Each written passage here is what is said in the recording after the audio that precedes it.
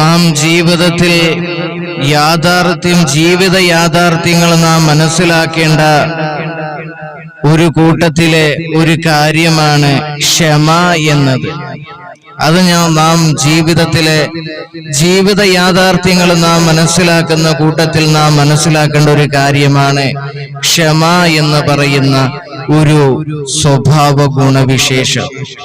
അതിനെക്കുറിച്ച് നമ്മുടെ ജീവിതത്തിൽ പറയുവാനും എഴുതുവാനും എളുപ്പമുള്ള ഒരു വാക്കാണ് ക്ഷമ എന്നത്. ക്ഷമ എന്നത് എഴുതാനും വായിക്കാനുമൊക്കെ നമുക്ക് പെട്ടെന്ന് നമ്മുടെ നാവ് പറയുന്നതിന് വേണ്ടി നാവ് നിറുകളിക്കുന്നതിൽ വലിയ പ്രയാസമൊന്നുമില്ല. അതുപോലെ എഴുതുന്നതിനും വലിയ പ്രയാസമൊന്നുമില്ല. പക്ഷെ അത് ജീവിതത്തിൽ കൊണ്ടുവരാനാണ് വലിയ പ്രയാസമുള്ള ഒരു കാര്യമാണ് ക്ഷമ എന്ന് പറയുന്നത്. ക്ഷമ എന്നത് നമ്മുടെ ജീവിതത്തിൽ കൊണ്ടുവരാൻ ഏറെ പ്രയാസകരമായ ഒരു കാര്യം തന്നെയാണ്. ഒരു സത്യവിശ്വാസിക്ക് സംബന്ധിച്ചിടത്തോളം അവനൊഴികെ ബാക്കി എല്ലാവർക്കും കൊണ്ടുവരാൻ ഒരു വലിയ പ്രയാസം തന്നെയാണ് ക്ഷമ എന്ന് പറയുന്നത്.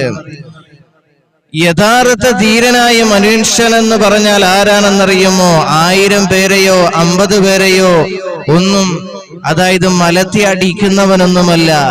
കോപം വരുന്ന സമയത്ത് അള്ളാഹുവിനെ ഭയന്നുകൊണ്ട് അവന്റെ നഫ്സിനെ കടിഞ്ഞാണിടുന്നവനാണ് ഏറ്റവും വലിയ പോരാളി എന്ന് മഹാനായ നബി മുഹമ്മദ് മുസ്തഫ സല്ലല്ലാഹു അലൈഹി വസല്ലമ തങ്ങൾ നമ്മെ പഠിപ്പിക്കുന്നുണ്ട്.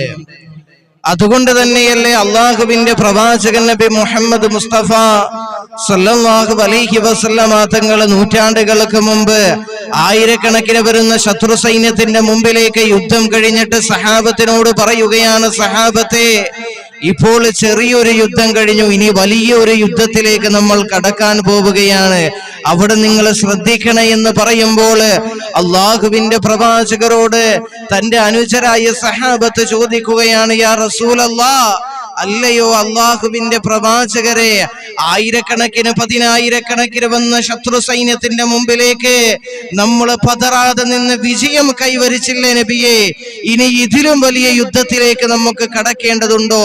അത് ഏത് യുദ്ധമാണ് നബിയെ? ഞങ്ങൾ തയ്യാറെന്ന് പറഞ്ഞപ്പോൾ അള്ളാഹുവിന്റെ പ്രവാചകൻ നബി മുഹമ്മദ് മുസ്തഫ സല്ലല്ലാഹു അലൈഹി വസല്ലമ തങ്ങള് അവിടുന്ന് എന്റെ പ്രിയപ്പെട്ടവരെ തന്റെ അനുചരായ സഹാബത്തിനോട് പറഞ്ഞു കൊടുക്കുകയാണ്, യാ സഹാബ, അത് നഫ്സുമായിട്ടുള്ള ഒരു യുദ്ധമാണെന്ന് മഹാനായ നബി മുഹമ്മദ് മുസ്തഫ സല്ലല്ലാഹു അലൈഹി വസല്ലമ